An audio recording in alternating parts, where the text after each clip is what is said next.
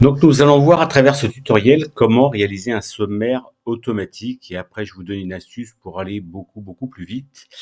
Alors donc le sommaire consiste à réaliser donc 3 étapes.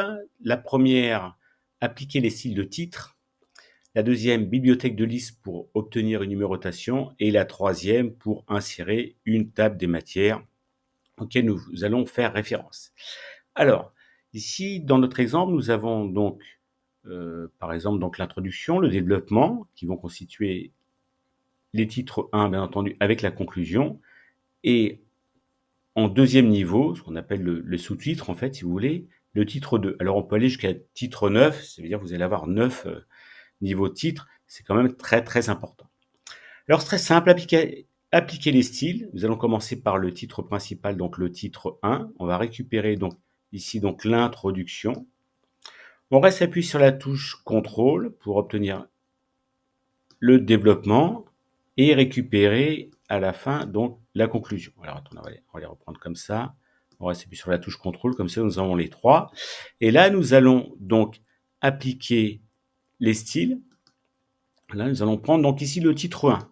Donc, il y a sa spécificité, sachant que si vous voulez modifier les composantes, vous faites juste un clic droit ici en haut du menu de l'onglet Accueil, clic droit.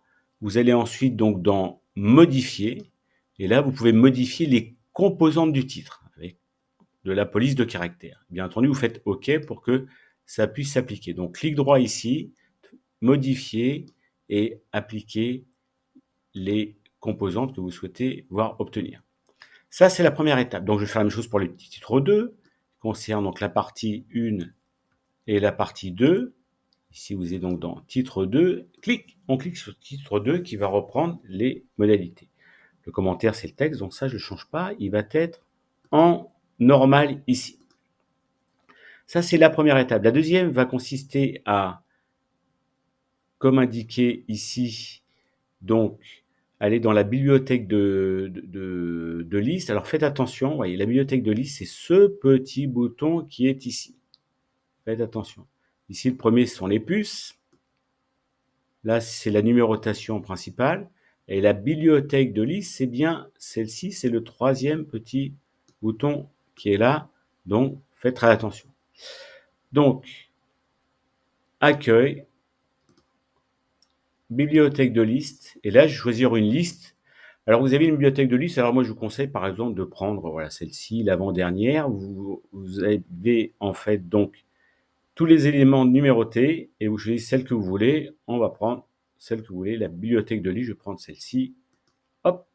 Et là, vous voyez, automatiquement, regardez ce qui se passe. Voilà. Vous avez la numérotation qui s'est appliquée. Donc, en titre 1, j'ai les chiffres romains. En titre 2, j'ai les lettres.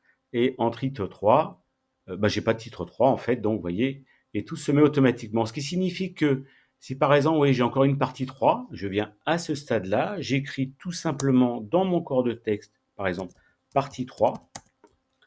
Et là, tout simplement, je récupère le texte.